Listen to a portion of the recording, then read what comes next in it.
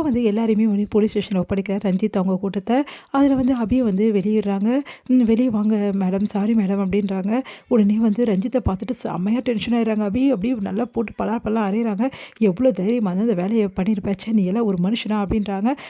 உடனே எல்லாம் தடுக்க பார்க்குறாங்க. போலீஸ் வந்து "பரவால்ல, ஒண்ணும் பிரச்சனை இல்ல, அறையட்டும்" அப்படின்றாங்க. அவங்க எவ்வளோ பாதிக்கப்பட்டுருக்காங்க எனக்கு நல்லா புரியுது. ஒரு நல்ல பொண்ண வந்து இப்படி அசிங்கப்படுத்திறியேடா! நீ எல்லாம் ஒரு மனுஷனா? அப்படின்னு சொல்லிட்டு திட்டுறாரு நம்ம போலீஸு. அதுக்கப்புறம் வந்து செமையா டென்ஷன் ஆயிடுறாங்க நம்ம அபி. "உண்மைய சொல்லுடா, எதுக்காக இப்படிலாம் பண்ண? நீ பணமோ நீ எதுவுமே என்கிட்ட கேட்கல. நீ கேட்டது எல்லாமே வந்து இந்த வீட்ட விட்டு நான் போகணும்னு சொல்லிட்டு, உன்னை யார் பின்புலத்துலேருந்து இந்த மாரி வேலை செய்ய சொன்னது? சொல்ல போறியா இப்ப இல்லையா?" அப்படின்னோனே, "நான் சொல்லிடுறேங்கன்னு" சொல்லிட்டு நடந்த விஷயத்தெல்லாம் சொல்றாரு. இந்த மாரி ஒருத்தர் எனக்கு ஃபோன் பண்ணி மிரட்டுனாங்க. நாங்க வந்து ஈடுபட்ட பழைய கேஸ்லாம் தோண்டி துருவோம் அப்படின்னு சொல்லி சொன்னாங்க. வேற வழி இல்லாம அவங்க சொல்றதெல்லாம் நான் கேட்டேங்க. அதுக்கு காசும் குடுத்தாங்க அப்படின்னோனே அதிர்ச்சி அடைறாங்க. "அப்ப யார் அந்த ஆளு?" அப்படின்னோனே, இந்த நம்பர்ல தாங்க கால் வந்துச்சு. மத்தபடி எனக்கு எதுவுமே தெரியாதுங்க. இந்த நம்பர்ல இருந்தா ஒருத்தர் ஃபோன் போட்டு பேசினாரு" அப்படின்னு அவரோட வாய்ஸ் ரெக்கார்ட் கூட நான் பண்ணி வச்சிருக்கேன்னு காட்டுறாங்க. வாய்ஸ பார்த்தா ஒண்ணுமே புரியல. என்ன ஒரு ஜென்ஸ் பேசியிருக்கான். ஆனா ஒண்ணும் புரியல. சரி, இத எப்படியாவது நாங்க கண்டுபிடிக்கிறோம் அப்படின்னு சொல்லிட்டு போலீஸ் சொல்றாங்க. "அவன் என் கையில கிடைச்சா நான் அவன சும்மாவே விடமாட்டேன். ச்சே! இப்படி பண்ணிட்டானே" அப்படின்னு சொல்லிட்டு ராகவ் செமையா டென்ஷன் ஆயிறாரு. "ராகவ் நீங்க டென்ஷன் ஆவாதீங்க விடுங்க. ம் அவன் யாருன்னு எனக்கு நல்லாவே புரியுது" அப்படின்னு சொல்லிட்டு மனசுல நினைக்கிறாங்க. எல்லாம் அவனோட வேலையா தான் இருக்கும். அந்த முரளியோட வேலையா தான் இருக்கும். அவன் தான் இவ்வளவும் பண்ணியிருக்கான். அந்த முரளிய சும்மாவே விடக்கூடாது. இவர்கிட்ட சொன்னா இப்பவே போய் அவன ஒரு 2ல 1 பார்த்துருவாரு. ஏன்னா அவ்வளோ கோவமா இருக்காரு. ஆனா அவனுக்கு நானே வந்து அடி குடுக்குறேன். அவன நான் சும்மாவே விடமாட்டேன் அப்படின்னு சொல்லிட்டு யோசிக்கிறாங்க அபி.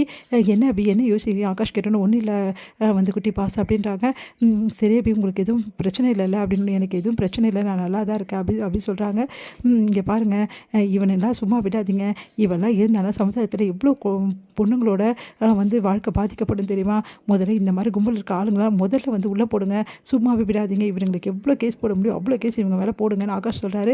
"சரிங்க நாங்க பார்த்துக்குறோம். முக்கியமா உங்க வந்து ஸ்டேஷன்ல இருக்க ஒரு ஆள் தான் இவனுக்கு ஃபுல்லா சப்போர்ட் பண்ணியிருக்காங்க. அது யாருன்னு தெரியுமா?" அப்படின்னோனே எல்லாருமே அதிர்ச்சியா பார்க்குறாங்க. "எல்லாம் இந்த கான்ஸ்டபிள் தான் சப்போர்ட் பண்ணியிருக்காரு" அப்படின்னோனே அவர் பார்க்குறாங்க. எனக்கு தெரியாது எனக்கு தெரியாதுன்னு." ஏன்னா வேணா பாருங்க, இவரோட வந்து ஃபோன்லேருந்து எவ்வளோ கால் போயிருக்குன்னு சொல்லிட்டு.